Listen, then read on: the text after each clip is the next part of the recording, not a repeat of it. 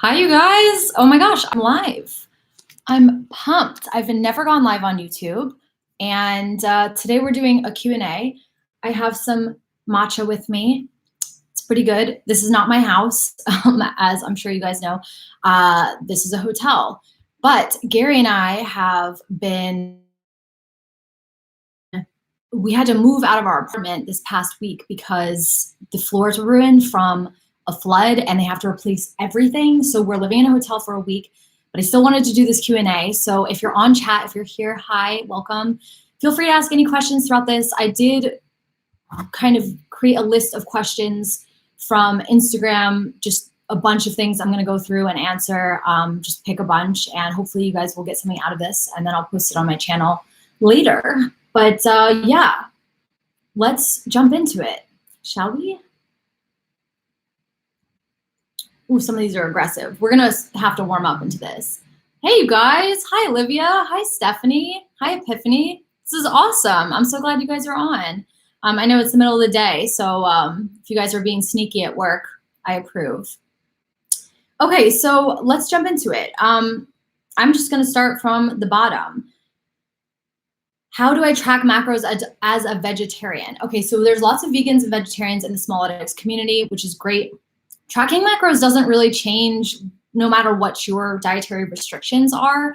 You can still track the same way as if you could eat anything. So in terms of what that looks like, you're probably going to have, your protein, your carbohydrate, and your fat target values, and you'll be either weighing your food probably when you first get started, and then when you become really good at it, you can switch to more eyeballing it or even use the hand portion method, which if you guys want to know what that is, basically if you don't want to track, this is great for intuitive eaters. You can use your hand to measure your portions. Typically your palm is about 20 grams of protein or 3 to 4 ounces of meat. So you can count your palm for your protein.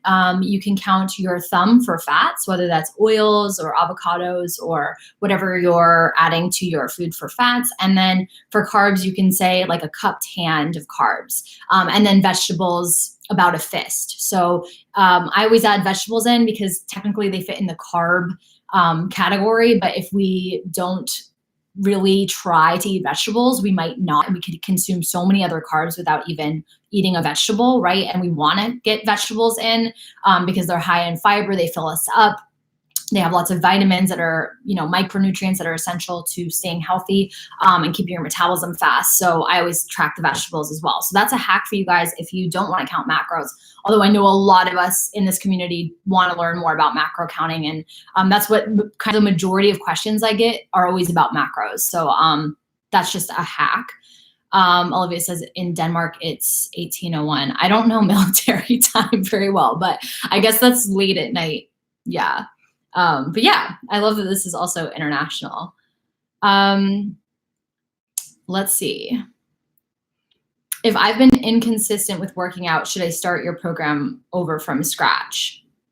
So if you purchase Petite Power self-guided, so that's not with any coaching in it, and you've kind of fallen off the wagon, I always say you should do whatever is going to make you feel the most motivated. So if you're like, I want to pick up right where I left off and like get back to it, that's fine.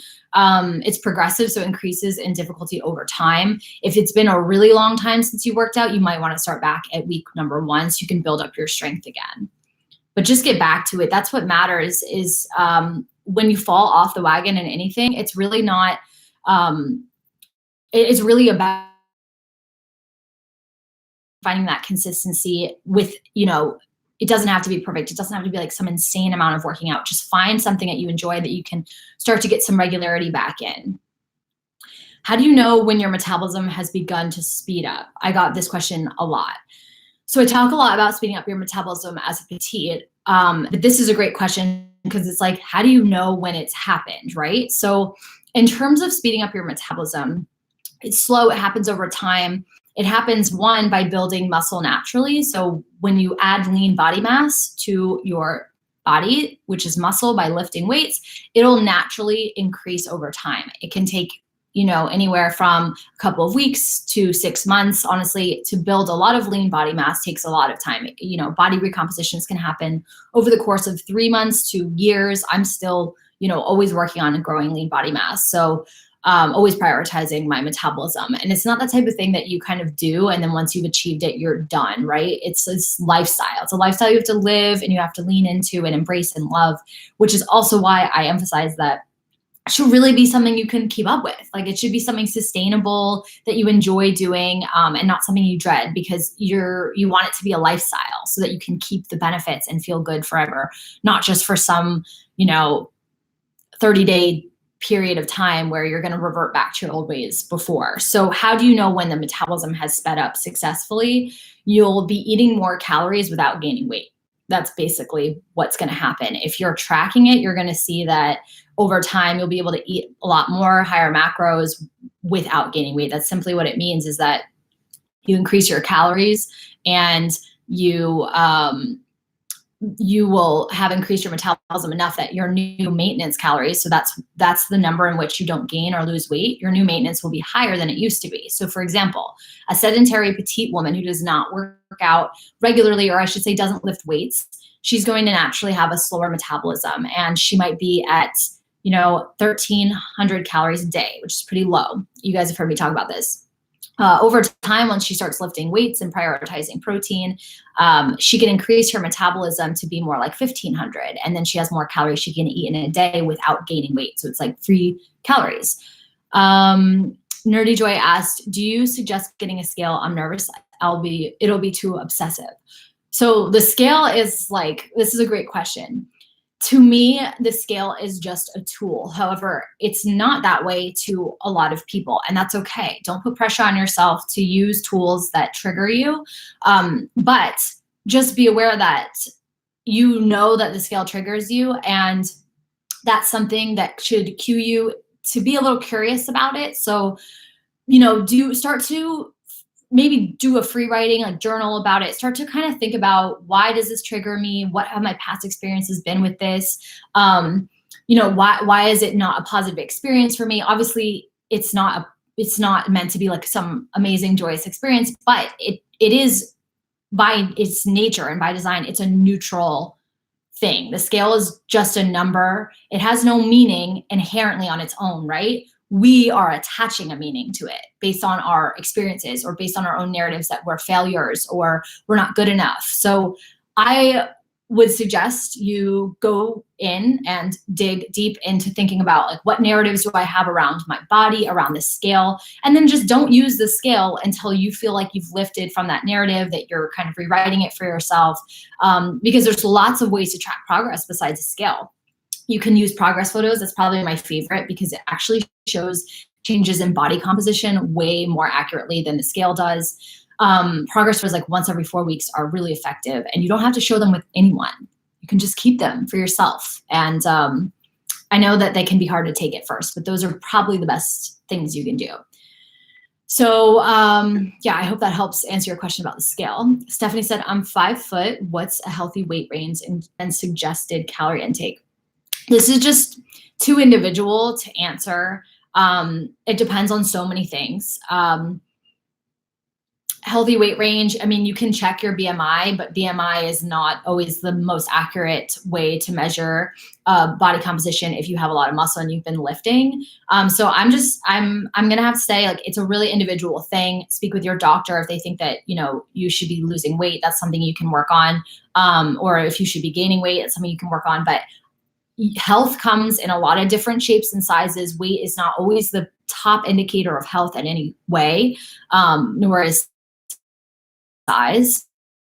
So I would just stick in your lane, try to do what feels good, start lifting some weights, learn about your nutrition, speak with your doctor, and you kind of have to figure out what a healthy weight is for you. I know my range for me, I'm 5'1" on a good day. I'm probably more like 5 3/4. But don't tell anyone. So for me, it's 117, 118 is a really nice weight for me. I feel comfortable. I can eat a lot of food because my metabolism is faster now.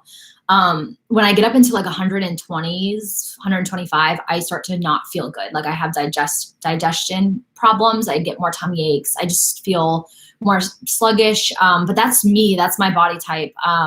And when I get a little bit lower than 117, that's when I'm way leaner. And to get down, I typically would have to do more extreme things to get down lower. So for me, like a happy place is 117, but that is not the case for everyone. That's so variable, so variable. Yeah, Nerdy Joy, you're so right. You're so welcome. You're so right. You're so welcome. No problem. Oh, you meant the food scale. Oh, you don't have to track. You don't have to track your food on a food scale. You can use your hands. You can do intuitive eating. There's tracking macros is just one method for learning about nutrition. And at that, when I teach macros, I don't suggest that you track for the rest of your life. That's definitely not what I suggest. But when you start tracking, what a really cool thing happens, you start to see food in a different way. First of all, you learn about the different food groups and how your body reacts to them. And second of all, you learn like, oh, this is how much protein this looks like, and this is how much fats I should have in this. And eventually, after tracking for a few weeks, you have trained your eye to know what you need more to feel good and function well. And then you can transition into just intuitive eating and kind of using your eye. So I really teach macros more from an educational standpoint. It's not meant to be like you track for the rest of your life, because who would want to do that? Unless I have like a really specific goal, which I do right now, I'm not trying to track all the time. Maya says, hi, I wanted to have your opinion on carb tolerance. I also feel so sluggish after eating oatmeal, even mixed with protein powder. So, carb tolerance. I mean, here's the thing about carbs. We need them. They're really important, and petite women tend to undereat them. Women in general do. We're very afraid of carbohydrates, but they're really important. We can, however, have the problem is when you eat carbs naked. I'll just say that. When you eat them naked. So when you eat a carb, like oatmeal is really high in carbs. Also has some dietary fiber, which is good. And then you're adding the protein, which is great. When you eat it alone, though, it can cause your blood sugar to spike, because carbohydrates are sugar when broken down in the bloodstream. So when your blood sugar levels spike, then it signals this hormone insulin, which is a fat storing hormone, to come in and clear the sugar out from your blood and put it somewhere. And our energy stores are not that big. So a lot of times, I mean, it depends on a lot of things, but it'll end up just being stored as fat for later. That's when we eat carbs alone and we don't have, fats and protein padding it to slow down your digestion and absorption of them. When you eat carbs with proteins and fats, this is what I call PFF eating, protein, healthy fats, and fibrous carbs. When you eat them together, your blood sugar levels are steadier. All the studies show you don't have this huge peak. You have a nice steady flat line, and that is how you keep your body in fat burning mode, so that you're not increasing insulin, which is storing all of the sugar. And the other unwanted thing that comes from this is after, I'm sure you guys have had like mid-afternoon crashes, energy crashes. A lot of times if our lunch is like disproportionately high in carbs, right, the insulin comes in, it takes all the sugar out of your bloodstream, and then it leaves you hungry again, even though you just ate. And it makes you feel like shit. That's because the sugar's been put away, stored, and now your body's left wanting to add more sugar back. So carbs, honestly, like carb tolerance, where you want to be with this is having carbs throughout your day, especially around your workouts. That's when we can put them to use the most. They won't go immediately into being stored. They'll be used as energy. They're the most readily available form of energy that we have, much more than fats and proteins. Those take much more time to break down.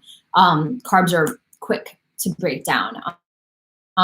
So eating a portion with every meal throughout the day, and you're padding your protein and fats around them, you're going to have a better time digesting them and not feeling sluggish afterwards, which is a result of this roller coaster of blood sugar and insulin spikes.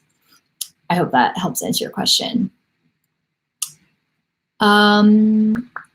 Stephanie said, I'm 123 pounds, 5 foot, 34 years old, and I want to lose 15 pounds. I'm comfortable at 105 to 112. I think that's a great goal. Let me know if you have any questions. I think that's an awesome goal. I would definitely suggest you lift weights. It's going to help you a lot in the long term. But let me know if you have any specific questions about that. And yeah, you're welcome, Maya. Okay, so back to these questions, unless you guys have any.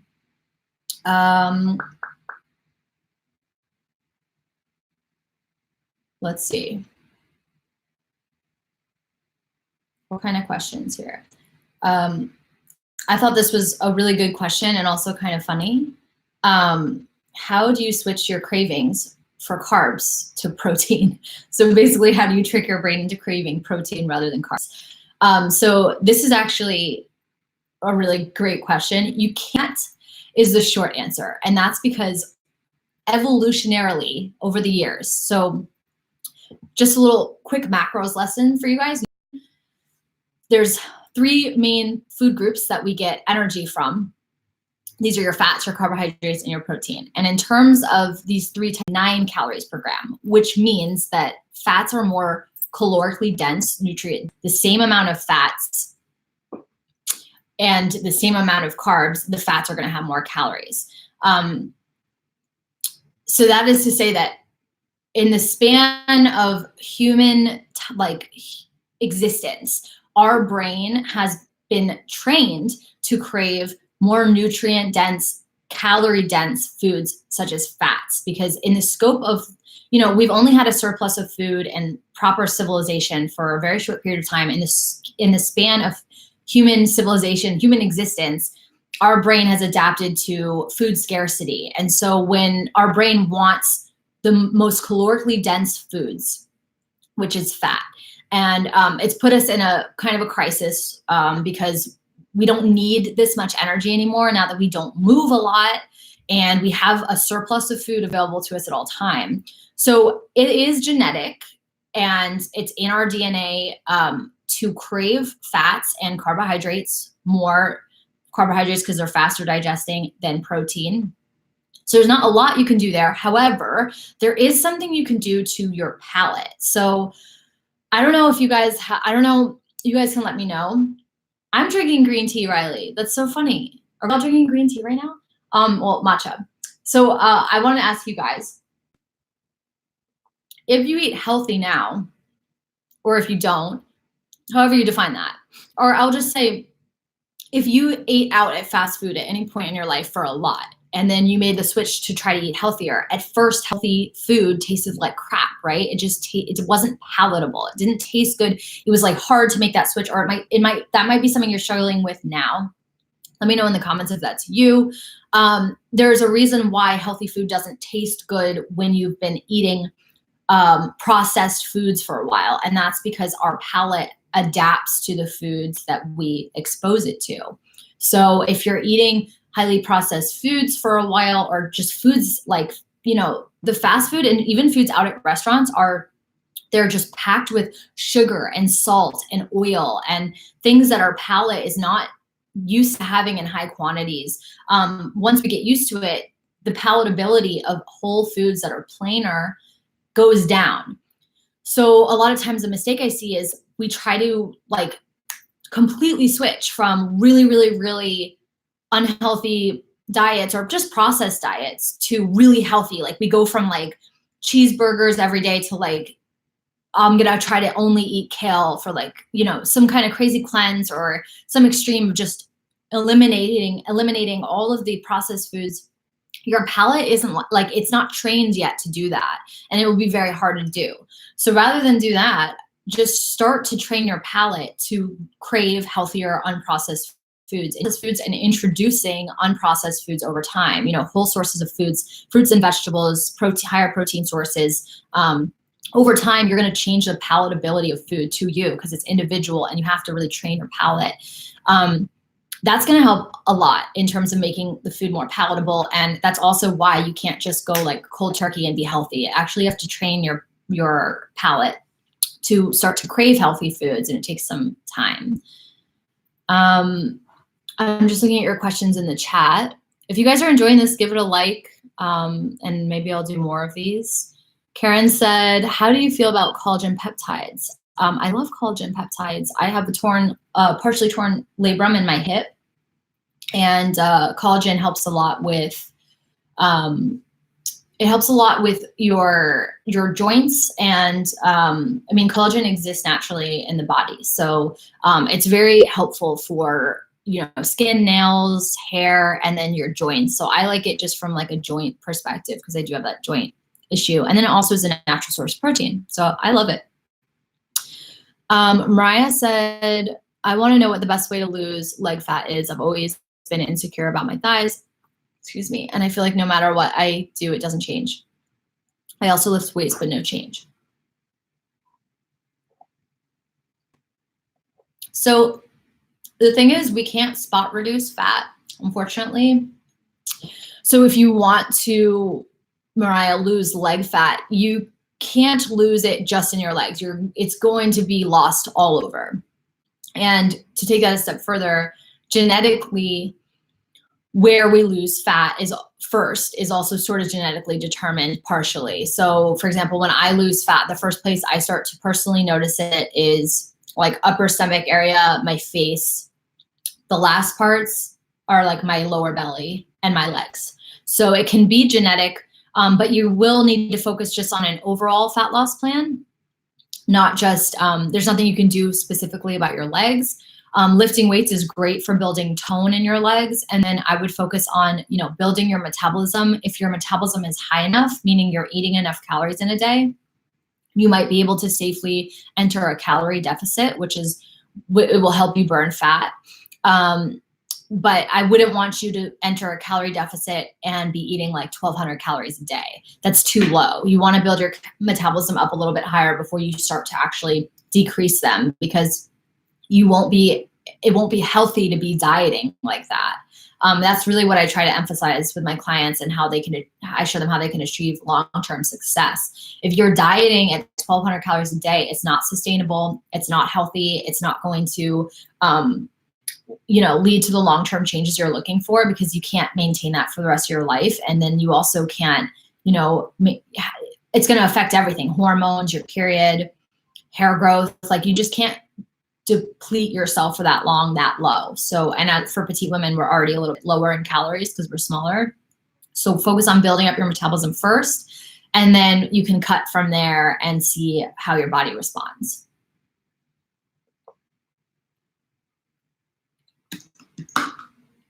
Rosa said, in the morning after you have a glass of water, can you drink a protein shake before workout? Absolutely. You should have some protein and carbs before and after workout if you are looking to build muscle, for sure. Riley said, I agree. And then when you stop eating unhealthy, you start, again, it's more intense for me, and the sugar and salt now is more intense than before. Yeah. See, it's like a spectrum. Like, it depends on where you're at. It's very individual where your palate is. Are there any foods that you recommend that have collagen? So not food. You'll need a supplement for that. You need like Vital Proteins, collagen peptides. That's what I use. I love it. It's really, really great. You can't get it from food, really. You have to have a powder supplement or a pill. I have like something stuck in my throat, you guys. I'm sorry. It's really gross.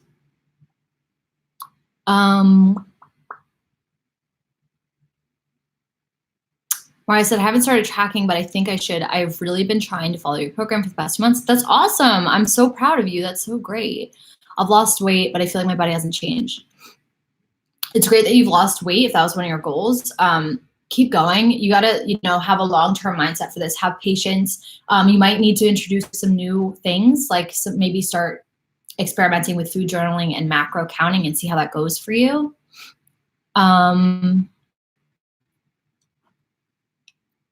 Yeah, you're so welcome.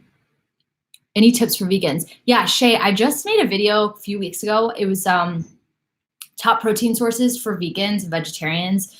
If you haven't seen that, check it out. I think it will help you a lot, because just as a vegan, you're going to need to get some quality protein sources in there to help you build your muscle up. Okay, cool. We're gonna do like 5 more minutes here, and I'm gonna try to pick some funner questions. We've done a lot of like sciencey food ones. Someone asked best warm-ups and stretches. I wanted to let you guys know on my Instagram, if you, on my highlights, all my work are like free workouts, sorted by body type, body part. And then if you scroll to the very end, there's it says stretches, and it's all dynamic warm-ups. So you can use these to warm up. There's a bunch of different ones to get some variety. Do them before you work out, and you can also use them as a cool down as well, because you want to do a dynamic warm-up before you get lifting, so that you can prime your body, get your blood flow going, helps reduce injury. So check out the stretches highlight. It has a bunch of warm-ups. Riley said, just want to say I love this live. Hope to get more of them. Oh, yay. You're so welcome.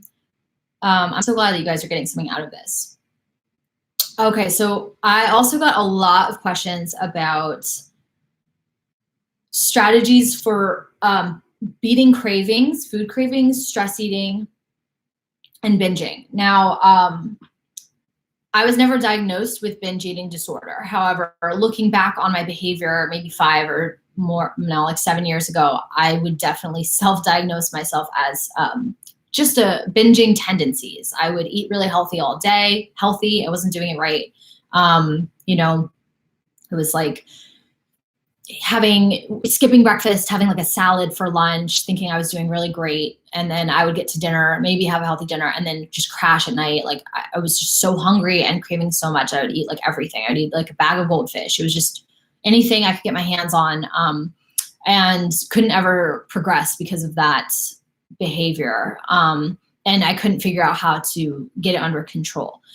What I learned through all my certifications and working with hundreds of petite women and working with professionals is that you kind of have to learn about nutrition and how your body works to understand what causes cravings, so you can get to the root cause. And what I didn't know then that I know now, and I talked about this a little bit earlier if you were here on the live, your cravings are typically hormonal. So I'm not talking about like your period or anything, although that can affect it. I'm talking about your blood sugar and your insulin. So when you're eating no food throughout the day, which was in my case the problem, I was eating very low calorie. Like I was trying to eat like 1,000 calories a day to lose weight, which as a petite is not a good strategy. I didn't know that then. So if you're doing that, my blood sugar levels were so low. Like they were, like if this is the spectrum on blood sugar, so you don't want to be here 0 or here at 10. You want to always be in the middle, because that's when you're going to be, your metabolism is going to be revved. You're going to be burning fat, getting your body to hang out in fat burning mode more than fat storing mode. When it goes too low or too high, you get problems. You get hormonal problems, imbalances in your appetite hormones, leptin and ghrelin. And you put yourself in a position in which you're fighting against your own biology to reach your goals. And you will never reach your goals fighting against your biology. You have to get in tune with it. It has to work for you, especially for petite women, because we have that low calorie threshold. So when it comes to cravings, I didn't know this. I was causing them through my behaviors by keeping my blood sugar levels so low, restricting carbs. I was actually screwing up my appetite hormones, and it caused my appetite to really increase. So by the time you get to the end of the day, you cannot help it. Like you are going to eat everything in sight. So the best tip for stopping cravings is to start eating less processed foods, so whole sources of foods. And then also, that's a good question, Riley. How do you keep your blood sugar normal? The way you do is eating PFF. This is protein, healthy fats, and fibrous carbs at every meal. So that means that when you eat a meal, make sure it's balanced. It has those 3 food groups. You want to have protein at every meal. You want to have healthy fats, and you want to have carbs that are high in fiber. Carbs that aren't high in fiber just kind of go through the system. They can really spike your blood sugar.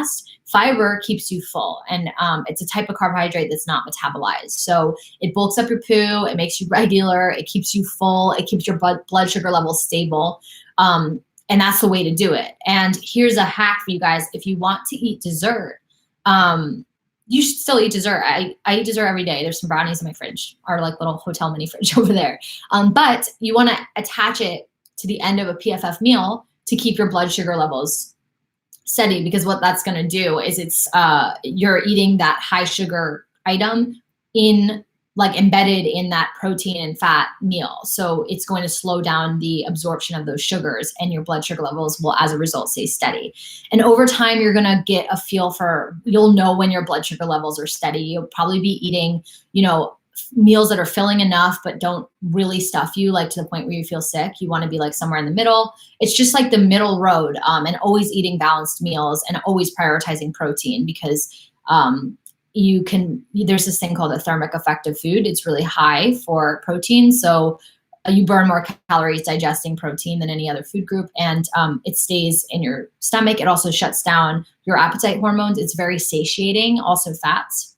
So really the key is just to eat balanced PFF meals. That's going to keep your blood sugar level steady, and it might take a few weeks until your body adjusts, but it will definitely get there. I'll answer your questions and then we'll sign off. Weddell said skincare. Yeah, I love skincare. It's a topic that I really love. If you have any questions, I mean, basically what my skincare routine is, well, I used to have really bad hormonal acne. I don't know if you can see, I have it covered up, but there used to be some hyperpigmentation here. And I beat it when I learned that my skin was not dry, but dehydrated. So it was like from the inside, it was dehydrated, and that was causing me to overproduce oil. So I had like oily skin. I don't anymore. It's pretty normal. What I did change that was I started hydrating it using a hyaluronic acid. So it's like a deeply hydrating serum. I use vitamin C, SPF 30 every day. I use a facial oil that is great, and a moisturizer, a water-based moisturizer. And that cleared my skin really well. And it's just like part of my daily routine now. All right, you guys, this was really enjoyable. Thanks for hopping on live. I hope you enjoyed it. Please give it a thumbs up if you got something out of it and you just enjoyed hanging out with me. And I hope we can do more of these together. And I hope you guys have an amazing day. And I'll see you guys soon. Cheers. Bye-bye.